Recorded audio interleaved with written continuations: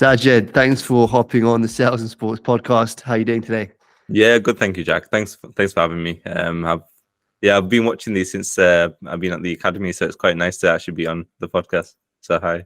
Amazing. Well, thanks for coming on, especially as it's the weekend and you're the first Entr Tech alumni to be on the podcast. So I'm excited to, hear how you found the program, but also how you're getting on today. And I think you're around about 6 months into your role at Trustkey. So, just to kick it off, really, we'd love to get a bit of background to yourself, an introduction to Sajed as a person, and what you're doing at the moment as an SDR.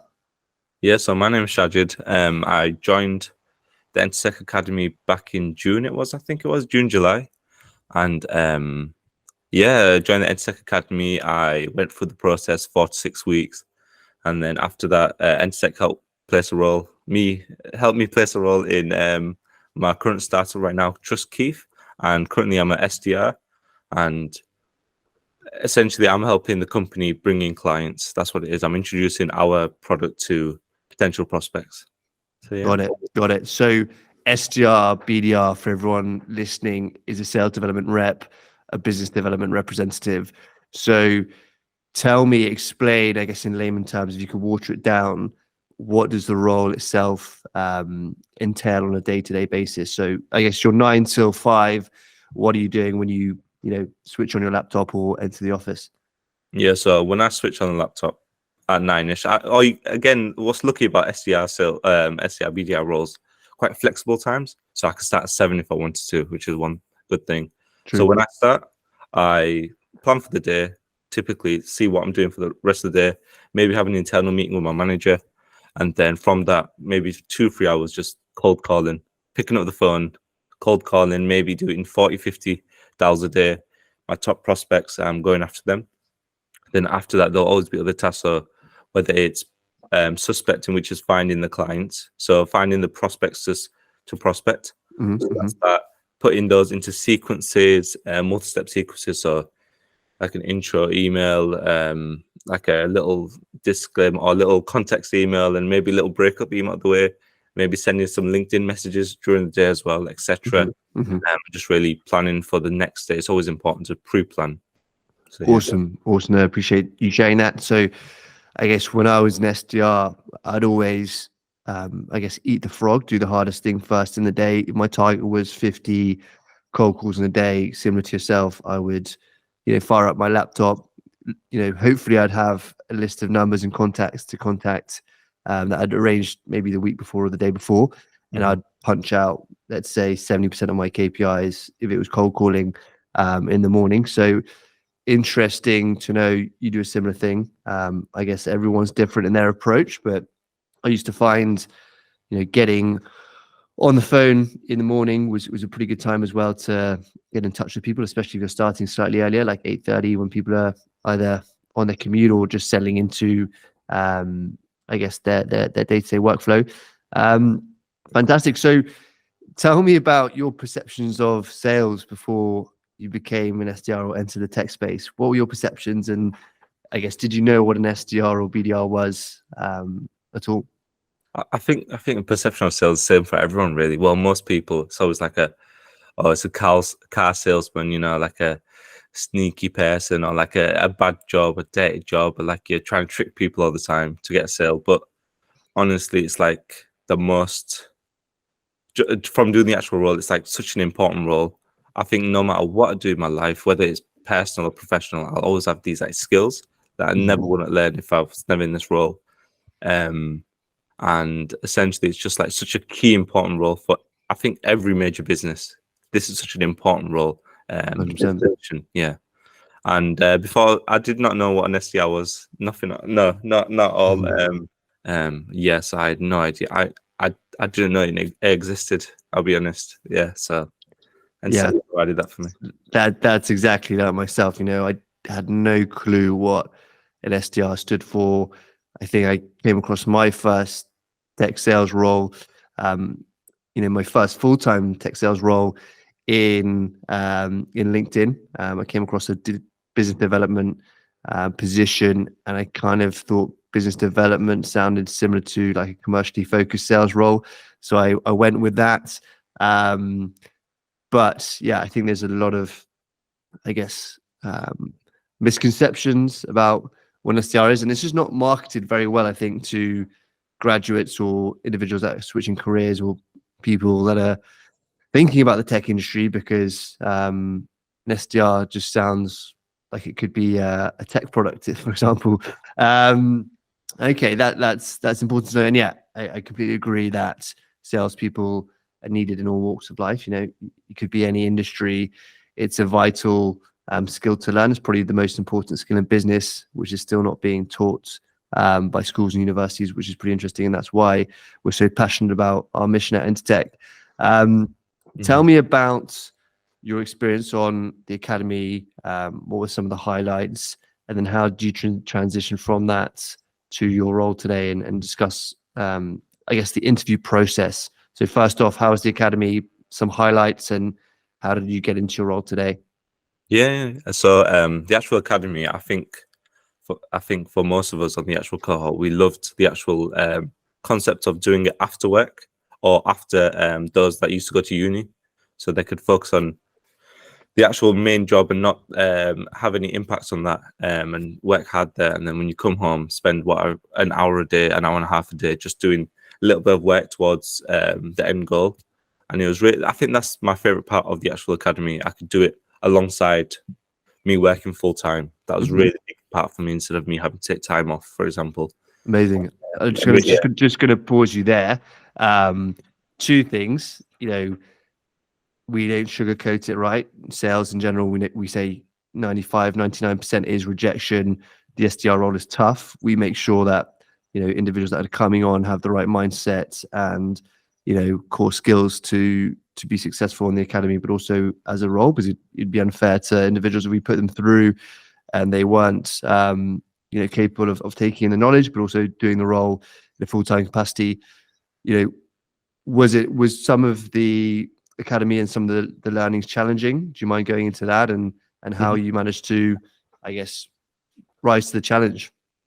Yeah, I think before starting, I thought, oh, all online academies, all courses are going to be easy. You know, it's online. But I think soon realized that it is really tough. I think there was one thing that I really struggled with for like a full week, and it's when we was doing the role play for cold calling.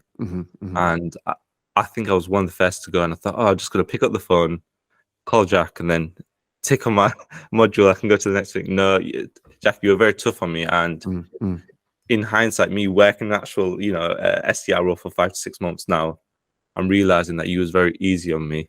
I think you were tough on me, and it was the best experience, because it just happens. It never goes a certain way, certain direction, and it's always even if I called someone today, I don't know what direction it's going to go in. There'll always be something that I thought, oh, I've never experienced that before.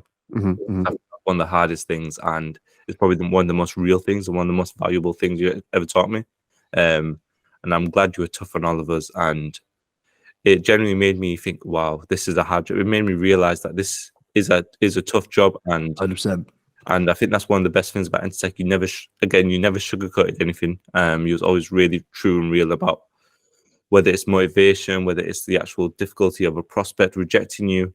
I think you was really good at preparing us for that. Awesome. No, thanks. That's great feedback, and it means a lot. And then before we go into the interview process and how that was, you mentioned you were working full time and doing work alongside the study. Do you mind going back to you know, what work experience you had and how that I guess has helped you in your tech sales career, and what transferable skills like resilience and grit and hard work is been a good foundation for yourself moving forward? Yeah. So my first role was actually working in my dad's takeaway. And as you can imagine, I used to work there whatever once a week, and then you start getting more hands-on, more days, and then it started becoming a very, not just a customer-facing role, but a lot of pressure. It's a busy night. Only so many staff, only so many things. I think that's one big thing that I can transfer to sales, where you have to have that resilience and that be good at working under pressure. And then from that, my second role was actually working at Amazon in a factory. So I moved to Birmingham a couple of years ago with no job, no money, etc. So I started working at Amazon, and I think that just shows. I think for that, it's like determination to succeed, which I 100%. think you need a big amount, especially in the SDR role, because there's always an end goal. You're starting as an SDR, but you want to go to the next thing, AE or SDR manager or into marketing or etc. Higher. You need Yeah, that determination and that hunger for a role. 100%. Even 100%. even and then after that, I was doing an IT and sales role, which was we sell printers, and I would be in the hardware side and helping the customer side, and then also be on the sales side as well. And from the actual Entr Tech learnings, we started adopting like cold calling, cold outreach into our Love it. work life. Really, So, really. you're impacting more than just me. Nice. That's epic to hear.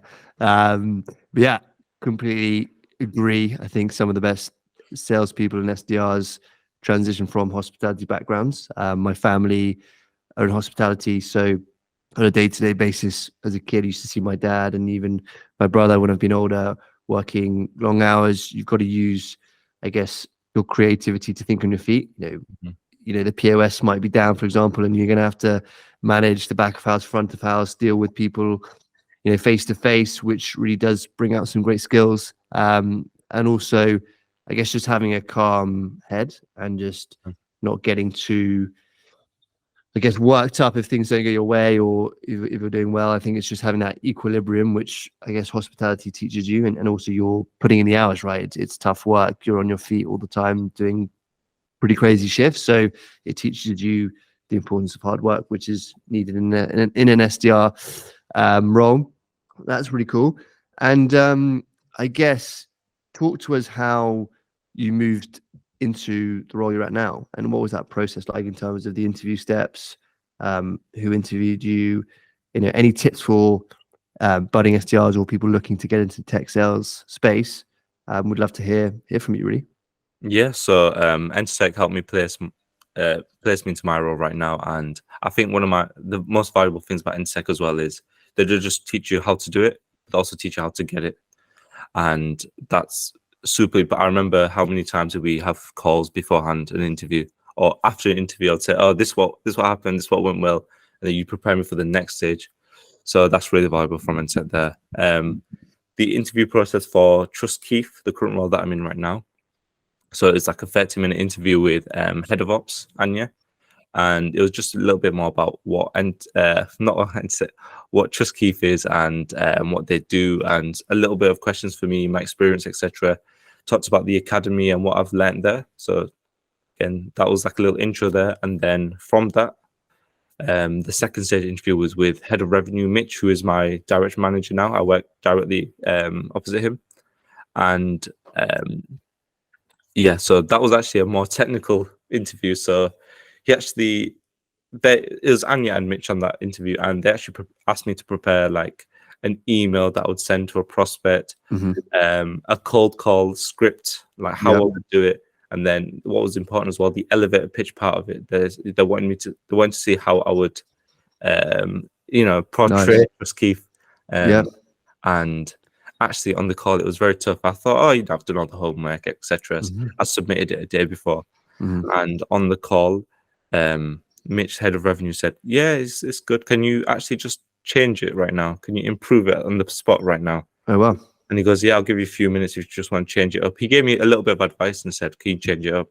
And that was really nerve-wracking. I thought so much pressure. They were on the call there waiting for me 2 minutes, 3 minutes, 4 minutes, whatever it was, and I was just there typing away. And I think that was a test in itself, just to see how I reacted in that pressure of an environment there. Good effort. Also shows your coachability, I guess, as well, to see, are you open to changing your ways, I guess, and improving.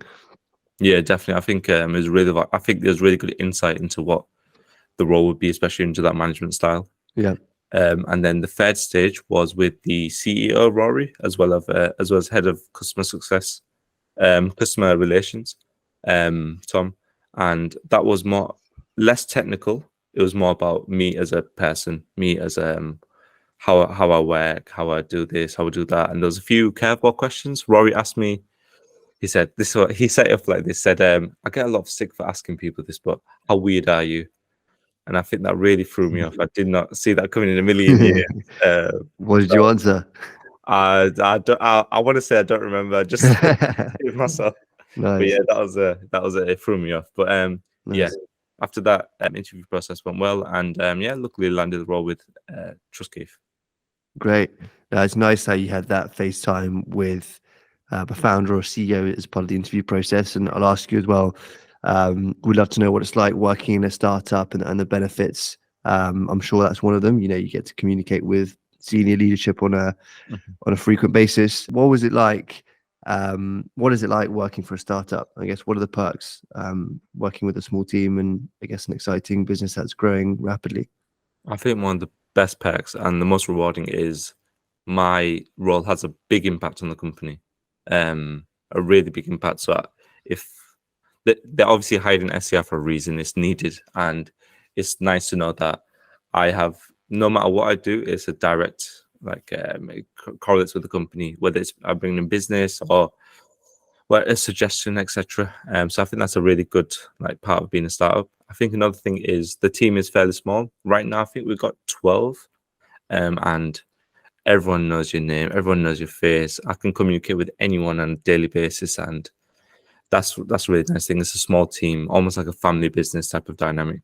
Nice. Really nice. And again, as you mentioned, I'm constantly talking to higher ups, so whether it's my manager Mitch or heads of other revenue, heads of other departments, or the CEO Rory. Even we went to play ping pong a couple months back for our team day, and our time ran out. We didn't have any bats left, so me and Rory were just playing with our phones with the ball across the little things like that. It's nice. Brilliant. It's really nice. You wouldn't think that you'd get along with the CEO, or you'd Yeah. have that chance to get along with the CEO. So it's really nice. 100%, 100%. And yeah, going back to the interview process, for those that are listening, that's pretty typical to have 3 steps or 3 stages. The first one's typically with the talent leader or whoever's managing the talent side of things to make sure you've got the right motivations, that you're a good fit, and that you stack up to, I guess, your CV. The second one's typically a lot more technical with maybe a sales leader to go into your abilities to be successful within the role. And then the third one typically is a final screen where it's a cultural fit with, again, it could be a senior management or a founder if you're working for a startup. So that's good to know. How was the onboarding? What was that like? And was there anything within the SDR role that you've learnt or something that you didn't really expect across the first 6 months or so? Mm-hmm. Well, I think luckily one of my tasks in the actual interview process was which you helped me with, which was the 90-day plan for if I were to be hired. What would be the 90-day plan be? And it was fairly similar to that. So it was more of like, oh, the first month going to be about learning, second month about implementation, third month about improving. And I think in a startup scene, your learnings and your implementations are all accelerated. Mm-hmm. So you might think about joining a role and think, oh, I'm going to be a bit more relaxed. I'm not going to do too much for a certain amount of time. No, Mitch, head of revenue, he had me on the calls after 4 or 5 days. So Awesome. I did not see that coming. But again, all the learnings from Entr Tech, etc., it was, it wasn't hard. Again, it was scary, of course. Yeah, it's actually real, and people, they're not just you on the end of the phone. So it was difficult, of course, but I think it was to be expected, and I wasn't shocked that, oh, what do I do? What do I do? Because I'd done so much training with you. Great. That's amazing to hear. And I guess learning on the job is the best way to basically learn, as opposed to waiting for 4 to 12 weeks to pick up the phone. So shout out to Mitch to get you going as soon as possible. That was similar to myself. I sat next to my sales director in my first week as an SDR. He said, there's the phone, why are you waiting? That's the best way to learn. Mm-hmm. That's great to hear. And I guess in terms of challenges, day-to-day challenges, what is it like working remote or in a hybrid environment? Are there any challenges that you've come across since you've started? I think, especially in the sales role, I think, well, just firstly, I think there's so many benefits to working remotely. Of course, there's this freedom, there's this sense of relaxation, etc. But I do hybrid, so I'll go in maybe once a week, once every 2 weeks, and I think the environment when you're working hybrid, when you're in an office or just in a working space with other salespeople, I think you can't replicate that at all. It's amazing. Yeah. Again, it's almost like Wolf of Wall Street, where you're seeing everyone just so hyped and so pumped. It's like that. Yeah. You just want to be successful on the day, so you can, like, everyone's celebrating, everyone's like, yeah, good work, and yeah, I really like that. I really do enjoy it.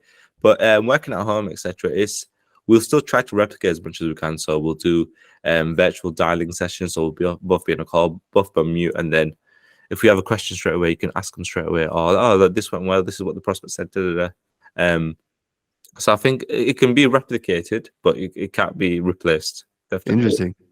So you'll be on a sort of Zoom or a Google Meet cold calling together, and then coming in and out of mute just if you have a call or if you have some feedback.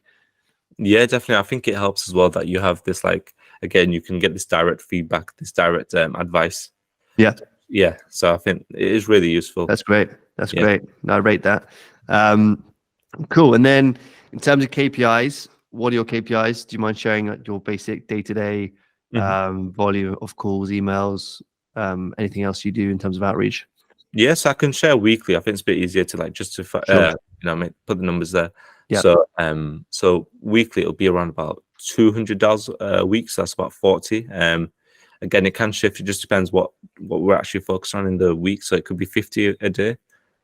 So 250 a week. So that's the calls there. In terms of emails, we want to be sorry, I just backpedaled a second. To actually put in contacts into the CRM. So let's say I suspected and got some new contacts. It'll be around about maybe 100 contacts, and it might be a split of 70% being maybe like a random pull from a database, compared to 30 being a very focused outreach that we're planning for the week. Yep. And out of those numbers, I should put them into a sequence. So 100 people being put into an email sequence, for example. And that's my main KPIs. There is KPIs around LinkedIn connections, for example, but I use that in my actual sequence, and LinkedIn emails as well. So that all just have the sequence. Yeah. Great. And where have you found the biggest wins in terms of outreach? Where have you been most successful, and what's your preferred approach? I think most successful, I'd probably have to say calls. Whether it's me booking a call and booking a meeting on the actual call, or whether it's me sending up a follow-up email, hey, thanks for talking, here's a bit about what we do, and they're interested. I think it's the easiest way to contact someone. And right now, if Mitch will tell me, hey, can you contact these people, I'll always pick up the phone first, regardless. I just found it so much more easier, so much more direct, and you find an answer straight away compared 100%. to dilly-dallying and beating around the bush. 100%. Dilly-dallying, great word. No, completely. I think, getting to a no is sometimes just as good as a yes if you get to that no early. So just being direct and calling is definitely the best way. How do you find bringing out numbers? Do you call through the switchboard or typically mobile phones? Typically mobile phones. If I don't have a number for them, I will call switchboard. I will try to get through, but there's a lot of gatekeepers there, and they'll say, this is actually a tip that I haven't used yet, but my CEO Rory told me, maybe start with a pattern interrupt. So like, hey, I'm just jumping into a taxi. Can I speak to so and so? Yeah. And they'll get a bit thrown off. And he said, if they ask, oh, are they expecting my call? And he says, oh, I hope so. So that's a tip there for all the budding SDRs or SDRs right now, BDRs. That's brilliant. Try to use that. But yeah, typically direct numbers are the best way. Direct numbers are the easiest way, and they're more willing to accept it, definitely. Great. You heard it from Shajed first. Act like a man on a mission. If you're speaking to a gatekeeper, that typically gets you through good stuff. I love that. Your time is as important as theirs. That's what it is. 100%. Cool. I guess that's been super helpful. It is the Sales and Sports podcast. So, in terms of sports and sales, are there any transferable sports that you play or that you're interested in that you can find you could bring that a certain skill set into tech sales? Yeah, definitely. So I've always been into like football, swimming, etc., basketball. But recently, I do these things where I do like different trends of sports, and right now is badminton. I don't know what it is. I've been enjoying badminton for the last 6-7 months. Yeah. So transferable skills. I think you have to have that resilience to keep carrying on, even if you're losing. I think that's with every sport, but I think badminton, you get really exhausted. What I do, I'm not in. Yeah. So I get really exhausted, and it's like, oh, I don't want to do this anymore. But you have to really keep trying. As well, badminton, you have to like make the right decision as well. Do you know, if there's a low shot coming, you have to hit it hard, or doing something risky, and I think you have to be quite creative. And Nice. that's definitely something that you see in the sales role, whether it's like a tailored outreach, tailored email, or tailored approach, or a very specific angle you're going to go into when calling. Hey, I saw you on this. Saw you on the Entr Tech podcast, for example. So I think that's one really transferable skill. Nice. You're going to get prospected soon tomorrow by someone who's listening, by a listener. But no, definitely, especially badminton's a one-player game. You've got to have the right mindset to be resilient and risk. I like that. You've got to be slightly risky and creative with both.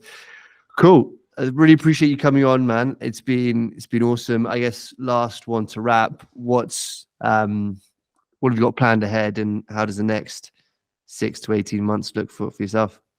Yeah, so I actually planned my mid-term and long-term goals actually recently, so it's really relevant, this question.